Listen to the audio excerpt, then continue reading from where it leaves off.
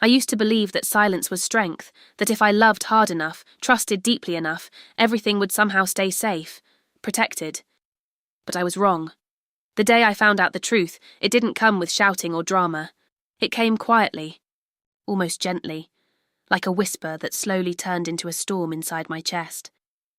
I remember sitting in our living room, holding his phone in my hand.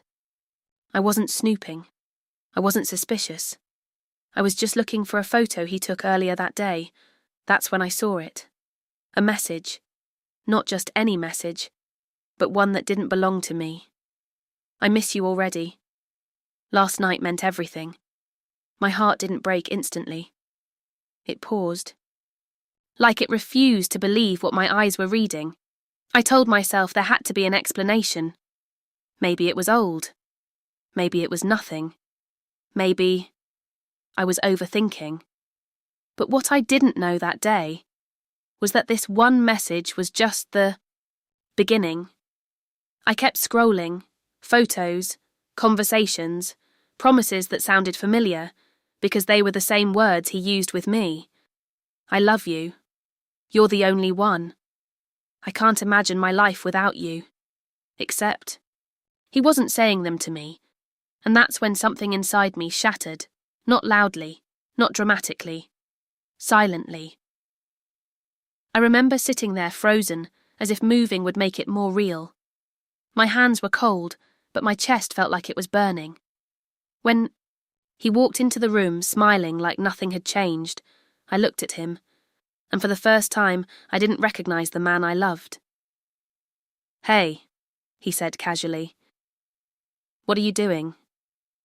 I locked the phone and placed it back on the table. "Nothing," I replied, and that was the moment everything changed, because instead of confronting him, instead of crying or screaming, I chose silence. Not because I was weak, but because I needed to understand just how deep his betrayal really went, and he thought I'd stay quiet. He had no idea. I was about to reveal everything. For the next few days, I became someone else. Not the woman he thought he knew, but someone watching from a distance. I paid attention to everything. The way he smiled at his phone, the sudden late meetings, the way he avoided eye contact when I asked simple questions. "Are you okay?" I asked him one night. "Yeah, just tired," he said quickly. Tired. That word started to mean something different to me. Tired of lying, maybe. Tired of pretending. But never tired of hurting me. I didn't confront him right away. Instead, I started gathering pieces, like a puzzle I never wanted to complete. Screenshots, dates, locations, every lie, every excuse. Carefully saved. At first, it hurt. Every piece felt like another crack in my heart, but slowly. The pain turned into something else. Clarity. I stopped crying, stopped questioning myself, stopped wondering if I wasn't enough. Because I finally saw the truth. This was never about me. It was about him, his choices, his deception, his ability to look me in the eyes and lie without hesitation. One evening I decided to test him. "Do you love me?" I asked softly. He looked at me, almost surprised by the question. "Of course I do," he said, smiling. That smile used to comfort me. Now it felt empty. "Then why do I feel like you're slipping away?" I asked. He laughed lightly. "You're overthinking again." Overthinking, that word. The one people use when they want to dismiss your instincts. But my instincts weren't wrong. They were finally awake. That night, while he slept peacefully beside me, I stayed awake, not crying, not breaking, planning, because I realized something important. If I confronted him now, he would deny everything. Twist the story, make me doubt myself, and I was done doubting. So I decided to do something he would never expect. I would let him continue. Let him think I was blind. Let him believe I trusted him. Completely, until everything changed. And when the time was right, I wouldn't just confront him, I would expose him. The opportunity came sooner than I expected. He was planning something. I could tell. A small gathering at our place. Just friends, he said casually. But I knew better, because I had seen the messages. She was coming too. The woman who thought she had something real with him. The woman who had no idea. I existed beyond a complicated situation. That night I dressed carefully. Not for him. Not for anyone else.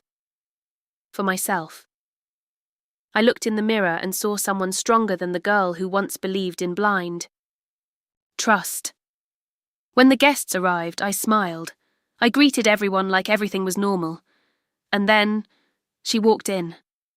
For a moment, our eyes met.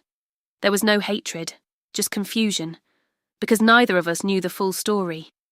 Yet, he acted like everything was under control, laughing, talking, moving between us like he had nothing to hide. But what he didn't know was that I had already prepared everything. At one point, I stood up and tapped my glass. I just want to say something, I began. The room fell silent. He looked at me, slightly confused. I smiled.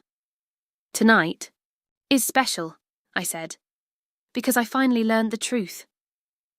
His expression changed instantly. Subtle, but noticeable. I continued.